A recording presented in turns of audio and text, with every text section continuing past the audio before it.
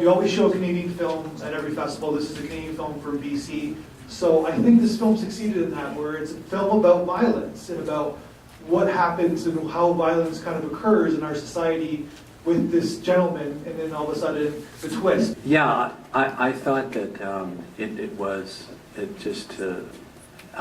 I saw that and I said, wait a second, what if he's made a mistake? I mean, I didn't completely say, yes, oh, I know for sure it's going to happen, but I said, what if he made a mistake? What if that isn't his car? But then I'm going along the same thing, the track, and so I'm thinking, okay, and then I was still a little surprised, but I said, aha. And it also is a signal for us in society to don't jump to a gun. You know, you think something's going to happen, you think something's happening, and it's not really happening that way. So you got to think before you act, and that was incredibly powerful film. Well done. Okay, as Sean over here can attest, I have meltdowns sometimes and do stupid things when you're in those emotional states. So I thought that movie was kind of, I don't know, a message to just chill out. If you're having that crazy moment, just probably not a good idea to punch somebody in the face. Even though, okay, I thought the twist was a little on the, I rolled my eyes, I was actually laughing a little bit. I thought it was a little bit over the top, you know, but still, I thought that was a very interesting comment on extreme emotional states. Yeah, that was one of my favorites. Just shocking. I think it's kind of interesting that the violence is kind of propelled by both. I mean, even the Asian man breaking into a car, and almost his lack of self-awareness caused that fight as well. Like, he could have made it more obvious why he was doing what he was doing. But like, if both of them showed understanding to each other, that end result wouldn't have happened, right? I think it's easy to look at the white man and go and side with him a little bit. But yeah, so I just feel like both of them, if they just took a minute to really kind of understand what's going on, it wouldn't have escalated to such a degree. And I think they both had a role to play in that. So I thought that was kind of interesting. Just a great film, shocking, and really loved it. You can rationalize both of these characters, but for the Asian man, especially, like anybody who has children, you know, their child is in a car. Like, it's like you can rationalize his behavior. Like, he's got to get that child out of the car. That's true, and I was thinking that yes, the Asian guy should have been a little more self-aware of that he does look like he's breaking into a car. However, it's easy. To me, it's the Trayvon Martin thing. If he'd been standing there in a business suit breaking into a car, the guy would have immediately not assumed he was a carjacker. But the hoodie thing, and that he was scruffy, he just looked at him and he didn't even look around or ask any questions.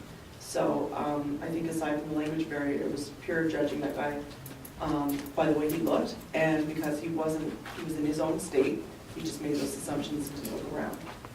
Yeah, and I just wanted to comment on that because I think that's one of the reasons that the surprise worked. Because anybody who didn't anticipate that this was a mistake, that didn't see the end coming, naturally assumed that guy was breaking into the car, like he was a criminal of some sort. And that's what the filmmakers, I think, are trying to say. They are playing on our stereotypes. And so, as soon as I saw the reaction of the Asian guy, then that should have immediately triggered, a question mark. That maybe there is something not right with the scene.